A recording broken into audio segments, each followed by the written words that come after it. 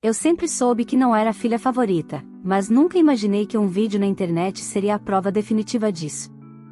Quando vi meus pais, minha irmã, o marido dela e até os sogros rindo juntos, com uma legenda me chamando de parasita, algo dentro de mim morreu e algo muito mais perigoso nasceu. Liguei para meu pai buscando explicação. O que ouvi em seguida mudou tudo. Ele disse que eu era um peso, e desligou. Naquele instante, entendi que não era rejeição por acaso. Era escolha. O que minha família não sabia é que, por anos, eu sustentei muito mais do que eles imaginavam, e em silêncio. Essa é a história do dia em que parei de aceitar migalhas, deixei de ser invisível e fiz todos eles pagarem um preço que jamais esqueceriam. Olá, seja bem-vindo ao canal Histórias Surpreendentes. Curta e se inscreva nesse canal, aproveite e ative as notificações, comente aqui de qual cidade você está assistindo, vou adorar saber e deixar um coração no seu comentário. Eu cresci acreditando que o problema era comigo. Que eu nasci errada, exigente demais, sensível demais, insuficiente demais para aquela família que sempre parecia completa, desde que eu estivesse fora do quadro. Durante anos, aceitei migalhas emocionais como se fossem privilégios. Aceitei silêncios, comparações, ausências. Aceitei porque me ensinaram, desde cedo, que amor precisava ser merecido e que eu nunca fazia o bastante. Enquanto minha irmã mais nova era celebrada por qualquer coisa mínima, eu era tolerada. Ela errava, era defendida. Eu acertava, era ignorada. Meus pais diziam que era coisa da minha cabeça, que eu dramatizava, que eu precisava ser mais grata. Grata pelo quê, eu nunca soube exatamente. Pela casa onde eu só dormia. Pela família que nunca me escolheu. Com o tempo, fui aprendendo a me virar sozinha. Trabalhar cedo, ajudar em casa, resolver problemas que não eram meus. Sempre a filha forte, a que aguenta, a responsável. Só que ninguém pergunta como está quem sempre aguenta. Ninguém cuida de quem nunca cai. Ou finge que não cai. Minha irmã cresceu diferente. Mimada, protegida, blindada. Casou cedo com um homem que meus pais passaram a tratar como um filho de ouro. Os sogros dela entraram na família como se sempre tivessem feito parte, ocupando espaços que nunca foram meus. Almoços, viagens, comemorações, eu era sempre a ausência explicada depois com uma desculpa qualquer. Ah, ela trabalha muito, ela prefere ficar sozinha, ela é complicada. E eu engolia. Sempre engoli. Até o dia em que parei de ser só excluída, e passei a ser humilhada publicamente. Era uma noite comum. Eu estava no sofá, exausta, rolando o celular sem prestar muita atenção, quando vi o vídeo. Minha irmã tinha postado. Ela sorria, taça na mão, cercada pelos meus pais, pelo marido e pelos sogros dele. Todos bem vestidos, confortáveis, rindo. Uma família perfeita. Ou quase. A legenda estava lá, escrita sem pudor, sem cuidado, sem humanidade, momento em família, sem dramas, sem a parasita. Eu reli. 1, 2, 3 vezes. Meu nome não estava ali, mas eu sabia exatamente de quem ela falava. O mundo pareceu encolher naquele instante. Meu coração disparou, minhas mãos tremeram, e pela primeira vez na vida eu não quis engolir. Liguei para meu pai. Ele atendeu com impaciência, como se eu estivesse atrapalhando algo importante. Perguntei sobre o vídeo. Perguntei por que aquilo tinha sido postado. Perguntei se ele achava justo. Do outro lado da linha, houve um silêncio curto. Frio. E então ele disse, com a naturalidade de quem sempre pensou assim: você é um peso. O ambiente fica mais leve sem a sua presença. E desligou. Sem explicação. Sem espaço para resposta. Sem remorso. Naquele momento, algo dentro de mim se quebrou, mas não do jeito que eles imaginavam. Não foi desespero. Não foi choro histérico. Foi clareza. Uma clareza dura, dolorosa e definitiva. Eu entendi, finalmente, que não era falta de esforço. Não era mal entendido. Não era fase. Eu não era rejeitada por acidente. Eu era rejeitada por escolha. E se eles achavam que eu continuaria sendo o peso silencioso que sustentava tudo sem reclamar, estavam muito enganados. Eles não sabiam ainda, mas aquela ligação tinha sido o último favor que eu fiz a todos eles, o favor de avisar, sem palavras, que a filha descartável tinha acordado. E quando a filha rejeitada acorda, ninguém sai ileso. Depois que meu pai desligou o telefone, eu fiquei sentada no mesmo lugar por um tempo que não sei medir. O vídeo ainda estava aberto na tela, congelado no sorriso da minha irmã, como se ela tivesse acabado de ganhar algo. Talvez tivesse mesmo. Talvez, naquele momento, ela acreditasse que tinha vencido definitivamente. Eu não chorei. Isso foi o mais estranho. Sempre chorei por eles. Chorei escondida no banheiro, no quarto, no ônibus voltando do trabalho. Mas naquela noite, não caiu uma lágrima sequer. O que veio foi um cansaço profundo, antigo, acumulado. Um cansaço de tentar pertencer a um lugar que sempre me empurrou para fora. Na manhã seguinte, acordei cedo, como sempre. O hábito de ser responsável não desaparece de um dia para o outro. Fiz café, me arrumei e fui trabalhar. Do lado de fora, nada parecia diferente. Mas por dentro, algo tinha mudado de posição. Como se uma engrenagem tivesse finalmente saído do lugar errado. Passei o dia inteiro recebendo notificações. Curtidas no vídeo. Comentários com risadinhas. Pessoas que eu conhecia, parentes distantes, amigos dos meus pais, conhecidos da família do meu cunhado. Alguns comentavam corações, outros escreviam família linda, energia boa. Ninguém questionava a legenda. Ninguém perguntava quem era a parasita. Eu era invisível até para a crueldade. No fim da tarde, minha mãe me mandou uma mensagem curta, fria, quase protocolar. Depois conversamos. Eu ri sozinha. Aquela frase sempre vinha depois de algo irreversível. Depois de uma humilhação. Depois de uma injustiça. Depois conversamos nunca significou conversa. Sempre significou ajuste de versão. Não respondi. No dia seguinte, minha irmã bloqueou meu acesso às redes dela. Mas era tarde. O vídeo já tinha circulado. Pessoas tinham visto. E algumas começaram a me procurar. Não muitas. Poucas. Mas suficientes para mostrar que, apesar de tudo, eu existia fora daquela bolha. Uma prima distante me mandou mensagem perguntando se estava tudo bem. Uma antiga colega de escola comentou que tinha achado a legenda pesada. Até uma vizinha antiga da casa dos meus pais, alguém que eu não via há anos, escreveu apenas: "Fiquei com vergonha alheia desse post." Eles não sabiam, mas cada mensagem dessas desmontava, peça por peça, a certeza da minha irmã de que ela controlava a narrativa. Na sexta-feira à noite, fui até a casa dos meus pais buscar algumas coisas que ainda estavam lá. Roupas antigas, documentos, objetos que nunca me deixaram levar porque aqui também é sua casa, diziam. A casa parecia menor. Ou talvez eu tivesse crescido. Minha mãe tentou sorrir quando me viu. Um sorriso tenso, calculado. Meu pai mal levantou os olhos da televisão. Meu cunhado estava lá, sentado como se fosse dono do sofá, com aquele ar de quem sempre teve tudo servido. Os sogros da minha irmã também estavam. Riam de alguma coisa boba, como se o mundo fosse simples. "Você não vai falar nada?" Minha mãe perguntou, cruzando os braços. "Sobre o quê?" Respondi. "Sobre o que aconteceu." "Sua irmã exagerou, mas você sabe como ela é, sensível." Sensível. A palavra quase me fez rir. E o que meu pai disse no telefone também foi sensibilidade? Perguntei, olhando diretamente para ele. Ele finalmente me encarou. O olhar era duro, impaciente. "Eu só disse a verdade", respondeu. "Você sempre foi difícil. Sempre trouxe tensão. Sua irmã só quis um momento de paz." Ali, naquele segundo, eu entendi algo fundamental: eles não se achavam errados. Eles se achavam aliviados. E isso doeu mais do que qualquer ofensa direta. Peguei minhas coisas em silêncio.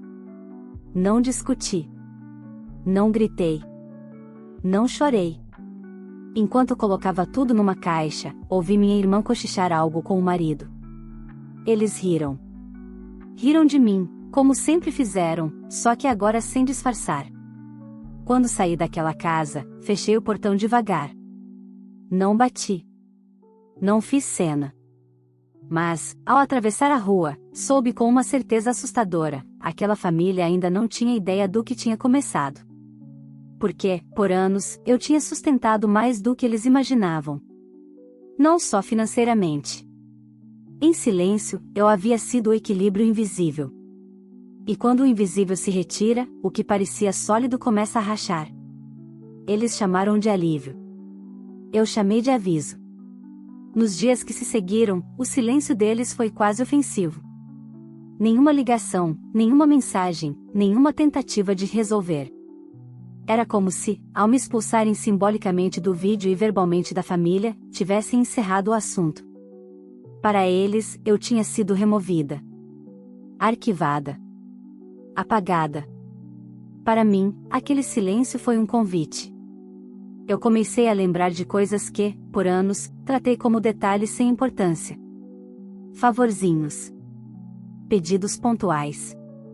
Você resolve melhor isso. Você entende mais dessas coisas. Depois a gente acerta. Sempre depois. Sempre comigo. Fui eu quem ajudou meus pais a renegociar dívidas quando quase perderam a casa. Fui eu quem organizou documentos, acompanhou o advogado, explicou contratos que eles não liam. Fui eu quem, discretamente, pagou contas atrasadas mais de uma vez para evitar constrangimentos. Nunca joguei isso na cara deles. Nunca cobrei reconhecimento. Achava que família era isso. Minha irmã nunca soube de metade dessas coisas. Ela só usufruía do resultado, estabilidade, aparência de conforto, a ilusão de uma família bem resolvida. O marido dela, então, menos ainda. Sempre se achou acima de tudo, como se tivesse se casado com uma herdeira, não com alguém sustentada por arranjos que ele desconhecia. Na segunda-feira seguinte, recebi uma ligação do banco. Não era cobrança. Era confirmação. A senhora ainda é a responsável por acompanhar as movimentações da conta conjunta dos seus pais? Eu respirei fundo antes de responder. Não mais. Encerrar aquela frase foi mais difícil do que deveria, mas também libertador. Formalizei ali mesmo a retirada do meu nome de tudo que ainda me ligava financeiramente a eles. Procurações. Autorizações. Acessos. Tudo. Não fiz anúncio. Não mandei mensagem avisando. Apenas saí. Na quarta-feira, minha mãe tentou ligar. Não atendi. Meu pai ligou em seguida. Também não atendi. À noite, minha irmã mandou uma mensagem curta: "Você está fazendo drama de novo?" Li e apaguei. Drama era o nome que eles davam quando eu parava de obedecer. No fim de semana, a primeira rachadura apareceu. Fiquei sabendo por uma tia que minha mãe tinha ido ao banco resolver um detalhe e saiu de lá furiosa. Não entenderam por que determinados acessos tinham sido bloqueados. Porque certas decisões agora exigiam assinatura presencial. Porque nada mais andava como antes. Deve ser coisa da sua filha, ouvi minha mãe dizer ao telefone, segundo essa tia. Ela sempre gostou de complicar. Eu sorri. Pela primeira vez, ser acusada de complicar não doeu. Soou quase como um elogio. Na semana seguinte, o marido da minha irmã tentou contato. Nunca tinha feito isso antes. Mandou mensagem como quem pede favor a um estranho: "Oi, tudo bem? Precisamos conversar sobre umas pendências." Pendências. Eu quase ri alto. Ignorei. Na sexta-feira, vi um novo vídeo da minha irmã. Não tão animado quanto o anterior. O sorriso estava tenso. Os comentários tinham diminuído. Alguns perfis perguntavam, discretamente, onde eu estava. Outros mencionavam o vídeo antigo, aquele da legenda cruel, que ela havia apagado, mas que não desapareceu da memória de quem viu. Ela não me marcava mais. Não me mencionava. Mas eu estava ali, como uma sombra que não se consegue apagar. Naquele mesmo dia, meu pai apareceu na porta do meu apartamento sem avisar. Parecia menor do que eu lembrava. Menos seguro. Precisamos conversar, disse, sem me encarar direito. O ambiente não ficava mais leve sem a minha presença? Perguntei, sem levantar a voz. Ele engoliu seco. As coisas estão confusas, respondeu. Você sempre entendeu dessas coisas.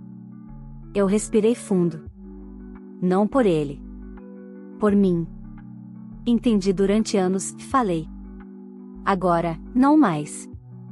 Fechei a porta com calma. Nenhum escândalo. Nenhuma palavra a mais. Enquanto caminhava de volta para a sala, senti algo que nunca tinha sentido antes: controle. Não sobre eles. Sobre mim. Eles ainda não tinham perdido tudo. Ainda não. Mas tinham perdido o mais perigoso de todos os privilégios, o acesso irrestrito à filha que sempre resolveu tudo em silêncio. E quando esse tipo de acesso é cortado, o colapso não vem de uma vez. Ele começa pequeno. Invisível. Exatamente como eu sempre fui. O problema deles sempre foi acreditar que tudo funcionava sozinho. A casa nunca entrava em colapso por sorte. As contas nunca atrasavam por coincidência. As decisões difíceis nunca apareciam porque a vida era generosa. Eles confundiam minha presença com estabilidade natural, como se eu fosse um detalhe do cenário, uma parede, um móvel antigo, algo que sempre esteve ali e nunca sairia. Mas eu saí. E, sem barulho algum, as consequências começaram a se empilhar. Na terceira semana depois do vídeo, recebi a primeira ligação de um número desconhecido. Atendi por curiosidade. Era o gerente do banco onde meus pais mantinham a conta principal. A senhora ainda faz parte da administração financeira da família? Perguntou, cauteloso. Não, respondi, sem hesitar. Houve um silêncio do outro lado. Um daqueles silêncios que dizem mais do que qualquer frase. Entendo, então precisamos falar diretamente com seus pais sobre algumas pendências. Desliguei com o coração calmo. Pela primeira vez, eu não estava limpando o chão antes que alguém percebesse a sujeira. No domingo seguinte, soube que o almoço em família na casa dos sogros da minha irmã foi cancelado. O motivo oficial era cansaço. O real, segundo uma conhecida em comum, era tensão. Discussões. Dinheiro. Sempre ele. O marido da minha irmã começou a se mostrar menos confiante nas redes sociais. Sumiram as fotos em restaurantes caros. As viagens foram adiadas. Aquele ar de sucesso começou a desbotar. Ele nunca tinha perguntado de onde vinham certas soluções rápidas. Agora começava a perceber que o conforto tinha raízes e que elas tinham sido arrancadas. Minha irmã, por sua vez, entrou em modo defensivo. Passou a postar frases vagas sobre inveja, sobre pessoas que se fazem de vítimas, sobre ingratidão. Nenhuma menção direta a mim, mas tudo tinha endereço certo. Eu não reagia. Não curtia. Não comentava. O silêncio, descobri, era mais perturbador do que qualquer resposta. Na quarta-feira daquela semana, minha mãe apareceu novamente no meu trabalho. Não ligou antes. Não avisou. Esperou na recepção como se ainda tivesse esse direito. Você precisa parar com isso, disse assim que ficamos sozinhas. Parar com o quê? Perguntei. Com esse afastamento. Está ficando feio. As pessoas estão comentando. As pessoas. Sempre elas. Vocês não se preocuparam com o que as pessoas comentariam quando me chamaram de parasita, respondi. Ela desviou o olhar. Sua irmã exagerou, meu pai confirmou, e interrompi. E você ficou em silêncio. Isso a desarmou por um segundo. Mas durou pouco. Você sempre foi orgulhosa demais, ela retrucou. Família é saber engolir. Ali, Algo se encaixou dentro de mim com uma clareza assustadora. Não, respondi. Família não é engolir. Família é não precisar se diminuir para caber. Ela saiu irritada, dizendo que eu estava mudada. Eu estava mesmo. E não voltaria atrás. Na semana seguinte, veio o golpe que eles não esperavam. O sogro da minha irmã precisou de ajuda para resolver uma pendência jurídica envolvendo um imóvel. Algo que, anos antes, teria chegado até mim naturalmente. Mas agora não chegou. Foi resolvido por um advogado despreparado, que cobrou caro e fez errado. O prejuízo foi grande. As discussões se intensificaram. Meu cunhado começou a pressionar minha irmã. Meus pais passaram a ser cobrados por decisões mal tomadas. Aquela rede de apoio invisível que eu sustentava havia desaparecido, e ninguém sabia exatamente onde o erro tinha começado. Eu sabia. Não comemorei. Não senti prazer. Senti confirmação. Na sexta-feira à noite, recebi um áudio longo da minha irmã. Pela primeira vez, sem ironia. Sem deboche. A voz estava trêmula. A gente precisa conversar, as coisas estão saindo do controle, você sempre foi boa em resolver. Apaguei sem responder. Porque aquela não era uma conversa. Era uma tentativa de reinstalar o sistema antigo. E eu não era mais parte dele. Eles ainda não tinham perdido tudo. Mas agora estavam experimentando algo novo e aterrador, a vida sem a filha que resolvia, calava e desaparecia. E o pior para eles não era o caos. Era perceber que eu não voltaria para consertar. Quando perceberam que eu não voltaria, eles mudaram de estratégia. Não era mais pedido. Não era mais cobrança direta. Passou a ser algo mais sutil e mais perigoso. Começaram a me apagar. Meu nome deixou de ser citado. Histórias foram recontadas sem mim. Conquistas que tinham passado pelas minhas mãos surgiram como fruto exclusivo do esforço da família. Eu virei um detalhe inconveniente, um erro de percurso que precisava ser corrigido na memória coletiva. E, quando não se consegue apagar alguém em silêncio, tenta-se manchar. Tudo começou com comentários atravessados.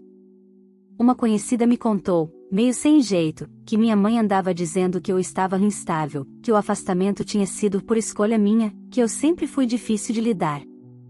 Minha irmã foi além. Passou a insinuar que eu tinha problemas emocionais, que precisava de ajuda, que meu distanciamento era resultado de ressentimento antigo. A narrativa estava clara, se eu não voltava, era porque algo estava errado comigo. O golpe mais baixo veio numa tarde de terça-feira. Recebi uma ligação de um número institucional. Uma assistente social queria confirmar informações. Segundo ela, havia chegado uma preocupação informal sobre meu estado emocional e minha capacidade de manter vínculos familiares saudáveis. Eu desliguei o telefone com a mão gelada. Eles estavam testando até onde podiam ir. Não era sobre cuidado. Nunca foi. Era sobre controle. Sobre tentar me colocar de novo na posição de filha problemática, para que tudo o que eu dissesse pudesse ser deslegitimado antes mesmo de ser ouvido. Naquela noite, pela primeira vez desde o vídeo, eu chorei. Não por saudade. Por indignação. Porque entendi que, para aquela família, eu não era alguém que se perde. Eu era alguém que precisava ser desacreditada. No dia seguinte, agi. Reuni tudo o que tinha guardado ao longo dos anos. Conversas. Mensagens. Comprovantes. Transferências feitas por emergência. Documentos que eu havia organizado para meus pais. Provas de que eu não só estive presente, como sustentei estruturas inteiras enquanto era chamada de peso. Não publiquei nada. Ainda não. Mas deixei claro, em silêncio, que eu não era mais vulnerável. No fim de semana, meus pais convocaram uma reunião. Não me chamaram. Fiquei sabendo depois, por terceiros. Estavam desesperados. As contas não fechavam. O marido da minha irmã pressionava. Os sogros cobravam explicações. A família que posava unida no vídeo agora se acusava nos bastidores. E, no centro de tudo, havia um nome que ninguém queria dizer em voz alta. O meu. Minha irmã, acuada, tentou uma última cartada. Mandou uma mensagem longa, quase ensaiada, falando de reconciliação, de superar o passado, de não lavar roupa suja. Terminou dizendo que, se eu continuasse afastada, poderia manchar o nome da família. Eu li com calma. E respondi apenas uma frase: quem manchou o nome da família não fui eu. Eu só parei de limpar. Ela não respondeu. Na semana seguinte, algo que eles jamais imaginaram aconteceu. Pessoas começaram a me procurar não para perguntar, mas para contar. Comentários feitos pelas minhas costas. Mentiras repetidas como verdades. Tentativas de me pintar como desequilibrada. E cada relato vinha acompanhado da mesma frase: isso não combina com você. Eles tinham subestimado algo essencial: fora daquela casa, eu sempre fui respeitada. Sempre fui vista. Sempre fui lembrada pelo que fazia, não pelo que suportava. A tentativa de me apagar estava saindo pela culatra. Quanto mais me atacavam em silêncio, mais o contraste ficava evidente. Quanto mais me diminuíam, mais as rachaduras internas deles apareciam. E, pela primeira vez, eu soube com certeza, eles estavam com medo. Medo de que a história real viesse à tona. Medo de que a filha rejeitada deixasse de ser invisível. Medo de que, sem mim para sustentar a farsa, tudo ruísse de vez. E ruiria. Mas não ainda. O medo deles tinha um cheiro específico. Não era pânico aberto, nem desespero explícito. Era pressa. Uma pressa mal disfarçada de quem percebe que o tempo deixou de estar do seu lado. Naquele ponto, eu já não precisava fazer nada. Bastava observar. Meu pai começou a ligar com mais frequência. Não para pedir desculpas, isso nunca fez parte do vocabulário dele, mas para entender por que certas coisas não estavam funcionando. A casa entrou em atraso com despesas básicas. Um financiamento precisou ser renegociado às pressas. Documentos que antes apareciam organizados magicamente passaram a exigir esforço, tempo, conhecimento. Você sempre teve jeito para isso, ele disse numa das ligações, tentando soar casual. Sempre tive, respondi. Mas vocês escolheram viver sem mim. Silêncio do outro lado. Depois, a ligação caiu. Não sei se por decisão ou falta de coragem. Minha mãe mudou de tom. Saiu da acusação direta e entrou no papel de vítima. Comentava com conhecidos que não entendia onde tinha errado, que sempre deu tudo às filhas, que estava sendo abandonada sem motivo. Era uma narrativa conveniente, construída para gerar pena. Mas pena sem coerência não se sustenta por muito tempo. Minha irmã, por outro lado, estava desmoronando em câmera lenta. O marido passou a pressioná-la de forma aberta. Os sogros, antes tão presentes e risonhos, começaram a se afastar, incomodados com o clima constante de conflito. Aquela família estendida, que me excluiu com tanta facilidade no vídeo, já não parecia tão unida quando os problemas deixaram de ser teóricos. Descobri, por terceiros, que o marido da minha irmã havia feito um comentário atravessado durante um jantar. Engraçado, desde que sua irmã sumiu, tudo começou a dar errado. Ela reagiu mal, gritou. Chorou. Disse que eu sempre fui invejosa, que só queria destruir a felicidade dela. Mas a frase já tinha sido dita.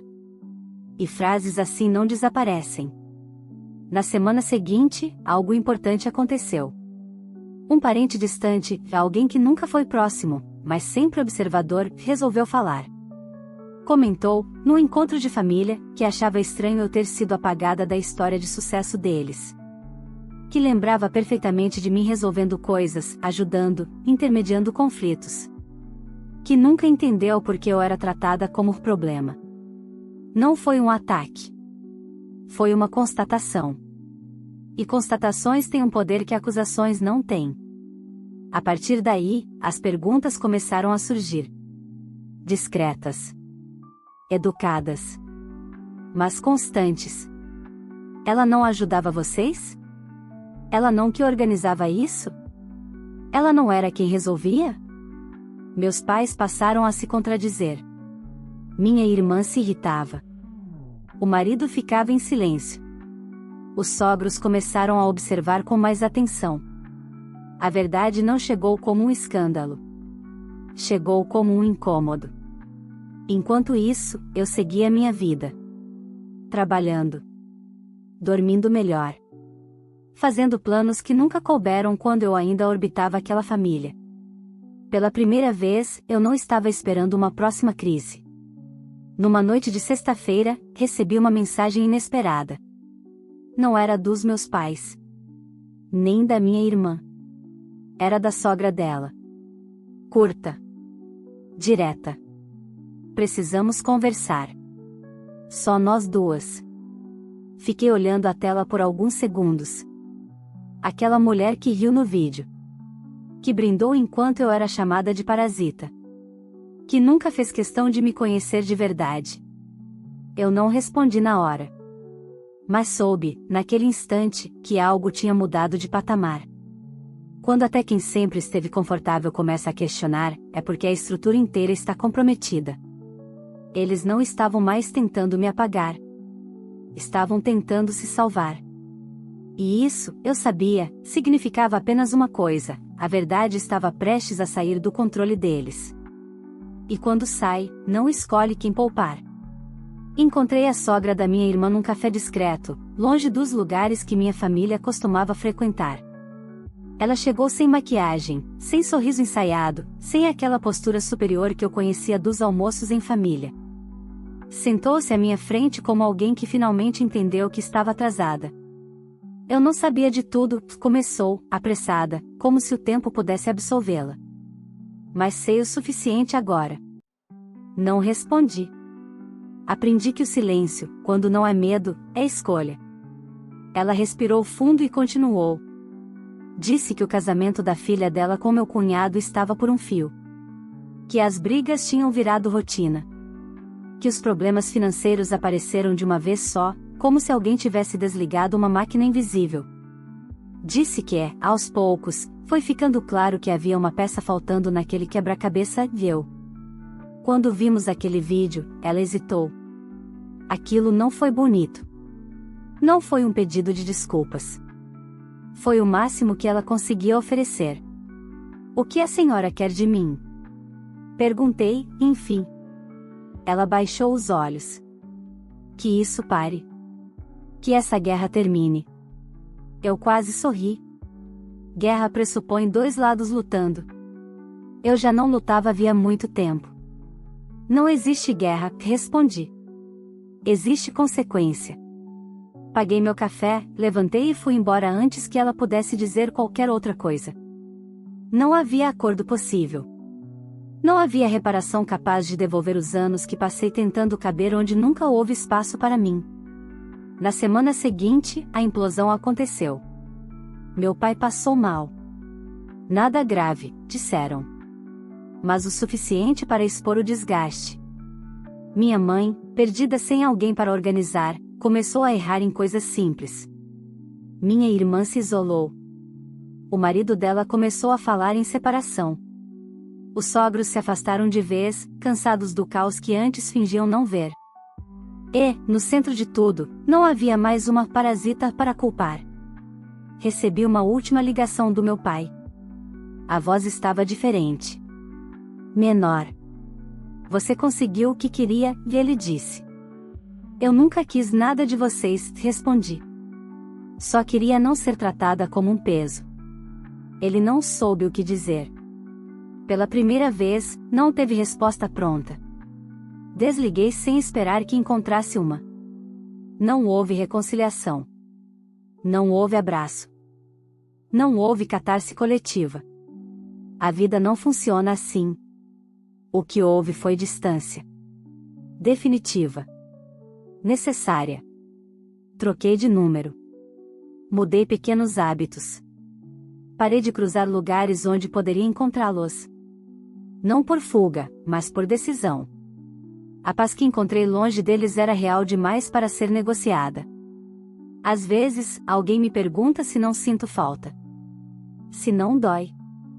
Dói, sim. Mas não dói como antes. Dói como cicatriz antiga, lembra do ferimento, mas já não sangra. Aprendi que algumas famílias não se perdem, elas se revelam. E que sair não é abandono quando ficar significa desaparecer. Hoje, quando penso naquele vídeo, naquela legenda cruel, naquela frase que meu pai disse antes de desligar o telefone, não sinto raiva. Sinto precisão. Foi ali que tudo ficou claro. Foi ali que a última ilusão caiu. Eles pagaram caro não porque eu me vinguei, mas porque a estrutura que se sustentava à custa do meu silêncio não sobreviveu à minha ausência. Eu segui em frente. Eles ficaram onde sempre estiveram, presos à própria incapacidade de amar sem hierarquia. E essa foi a minha liberdade. Se essa história tocou você de alguma forma, eu te convido a curtir este vídeo, porque cada curtida ajuda essa mensagem a chegar a mais pessoas que também precisam se sentir vistas. Se você ainda não faz parte do canal, se inscreva agora, porque aqui nós contamos histórias reais, intensas e profundas, sobre família, limites e amor próprio, histórias que fazem a gente refletir e, muitas vezes, se reconhecer. Compartilhe esse vídeo com alguém que viveu algo parecido ou que precisa ouvir que não é errado se afastar de quem te machuca, mesmo que seja família. Agora eu quero saber de você, se estivesse no lugar dessa filha, você faria o mesmo? Você teria coragem de se afastar para proteger sua paz? Deixe sua resposta nos comentários e me diga também de qual cidade você está assistindo, porque eu faço questão de ler cada comentário e deixar um coração para quem participa. Sua história, sua opinião e sua presença aqui importam. Obrigada por estar comigo até o final.